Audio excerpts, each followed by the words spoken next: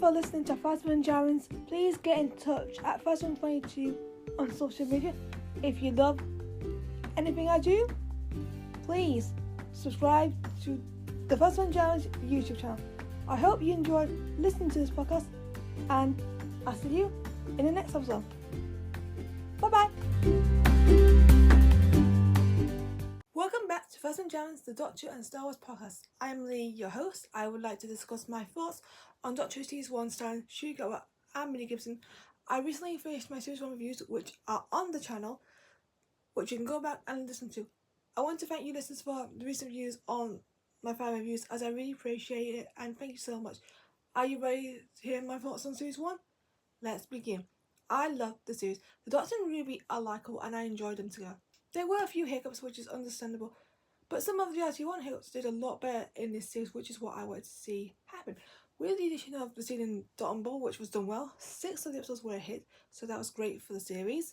Only Century Yards and Dot and Bubble, which were mid-season, failed to score 10s, but luckily scored well and somewhat the previous era score, where it needs to be scoring around 8 or more and not like RTT1. Luckily, Rogue scored a well comeback after the mid-series struggle. In a positive twist, the 2 historicals hit when it mattered. The Devil squad might have had a few niggles, but it was still a hit. Rogue just blew out the water, and rightly so. Why did it take so long for a Doctor guest romance?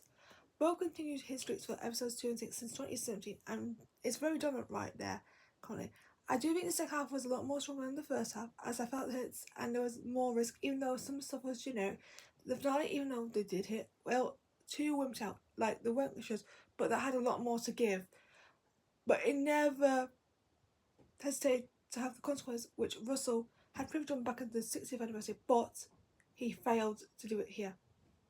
Ncuti Gatwa is the Doctor. He was consistent and I enjoyed his performance, including his emotional scenes, which were my pet peeves of the previous RTT Doctors, but it's working for me, and him and my boy, Joke Vizla, deserve appreciation and justice. Ncuti and John McGrath had great chemistry. Ncuti had one of the most toughest scenes when he is attacked racially by a group of imbeciles who only care about themselves.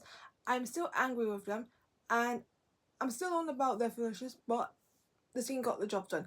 I feel Ncuti loads in the finale by a huge mile. Everything worked for him. As for the constant crying, it's working well, but there will be a risk of overdoing it. There hasn't been one instance of that yet, so hopefully if they stay with what they're doing, I think we won't have a problem. But I'm just glad to be given more positive takes towards the cry, because as people say, it's good to see men cry. Millie Gibson made a big impact this series. Ruby is one of the founders alongside the Doctor, and soon to be returned in a few years, Din Djarin and Din Grogu. I feel Ruby's arc is heartwarming as she finds her birth mother, Louise Winner, at the end of the series, and gets to find a birth father too, which lets her leave the TARDIS in a sad way. I like it, but I think it could have been a bit better, but I'll talk about her arc later on. Ruby is an important figure in the Doctor's life, like Donald Noble was in the 60th anniversary.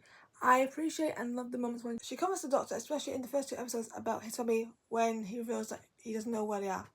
And then in the second half, where it's more apparent, if you caught my Rogue view, I said Ruby was a wing woman towards the Doctor and Rogue Joke Vizla.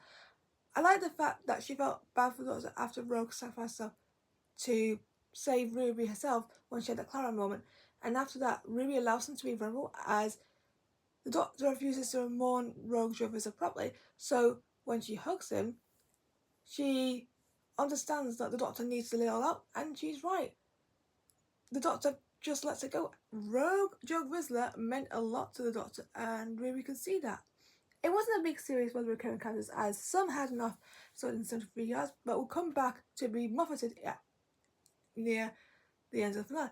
Named after what Stephen Moffat influenced back in his era were his companions. Some like Kate Stewart and Carla Sunday had a mixed bag, but had their best moments in the finale. Mrs. Flood is more beneficial in the break the fourth wall scenes than in the story. However, Anita Dobson could change that in series 2, from what I've been hearing from Russell. Don't count her out. Look what happened to Emery Carr and Batch, and she is more memorable right now. The student first in my eyes was Mrs. Consistent, and she was good and made me be intrigued by her character. After Neil Patrick Harris's performance in the 60th anniversary last year, the Broad has continued to shine and impress with Jinx Monsoon and Jennifer McGrath.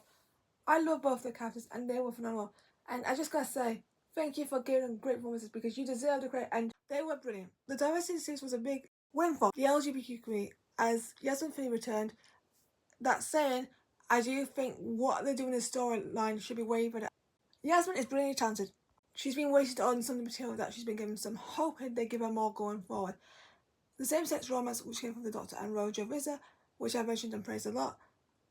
What can I say? This was a massive improvement from what I saw in RTD1. I would recommend listening to the review to see what I have to say on it. But yeah, Russell is improving with the community. Also, shout out to Pete McHale, who represented the trans community once again. Thank you for coming in. I like the He Who Waits arc, as it was revealed to be Sutek, who escaped on the Doctor's TARDIS after placing a replica of a certain tribe wherever the TARDIS landed.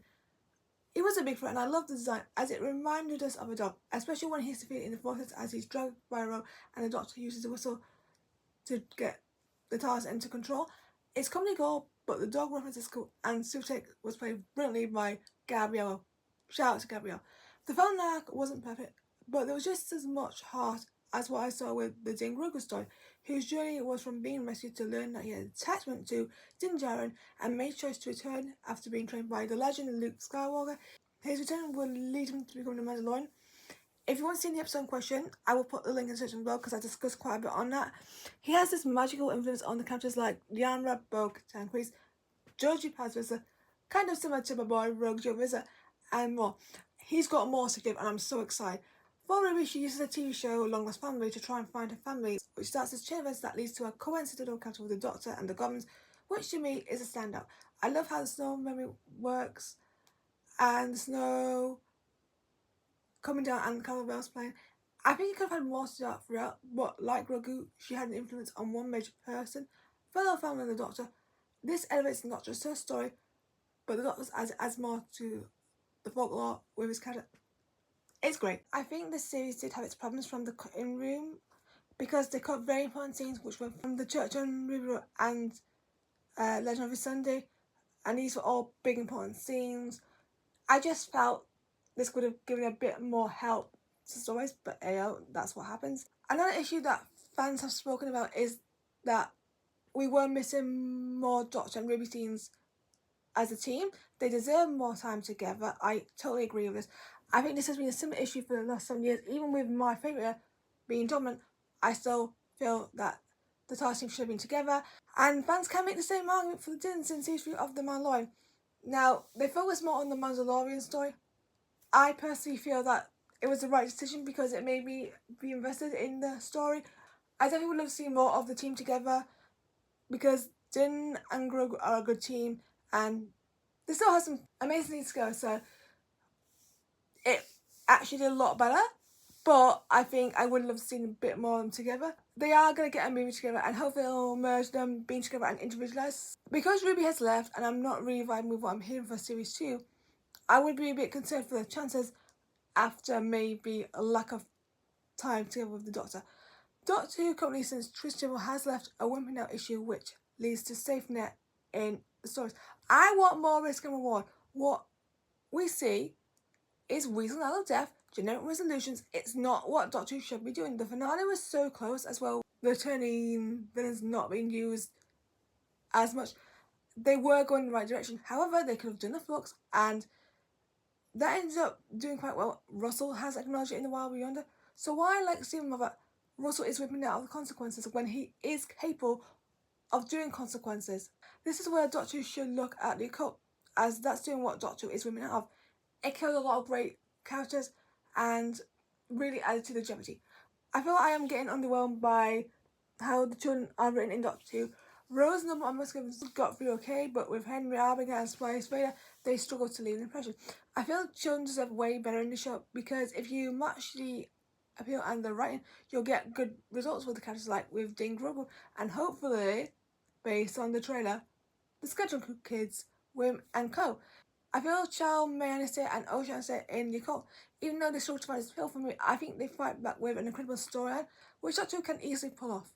Original characters like Alec, played by Brian Shan, and some of the actors playing younger versions of characters like Caitlin Blackwood as Amy Pond, Sophie Dunn as Clara Roswell, and Sydney Wade and May Grace Green both playing Melody Pond River Song. They were great. I still remember them praise, so I'm hoping the children get better material going forward. Give them better material, give them better writing, and they'll shine. Just don't screw them up, please.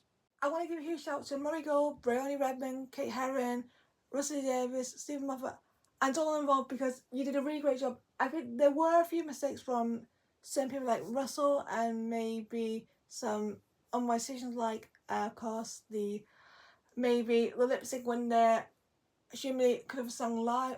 The scene in 75 with Marty, she deserved way better. I don't know what they were doing. I understand plot point. I don't think it was needed. I think it was a good series nonetheless. Finally, here are some of your comments on season 1. These comments are all from Freds. From Dash Love Cats 28. I enjoyed it. I know people didn't seem to like it that much, but I had fun almost every episode. It's not my favourite Doctor Who season, and I don't think any season will be season 4 for me, but it's still enjoyed and fun. At Universe Draw says the cast is great and it's mostly spirit. There were definitely problems, but my main one is not enough episode. It's Mason XII says, very much enjoy shooting Millie. The episode's really rare in quality, and the finale was a bit of a dump squib, but overall a very solid series. From Liz and Wetzel, I think she and Millie are excellent. She was the Doctor from the first moment appeared. My only complaint wasn't it wasn't long enough. And finally, at Tin Newville says same. Thank you for getting in touch. That's it for my season 1 chat. What was your favourite moment? Comment down below, or if I refer to you on social media. Thank you for listening, and I'll see you in the next episode. Goodbye, everyone.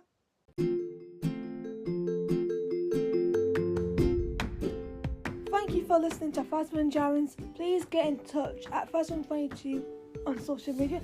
If you love anything I do, please subscribe to the Phasma and Jarrans YouTube channel.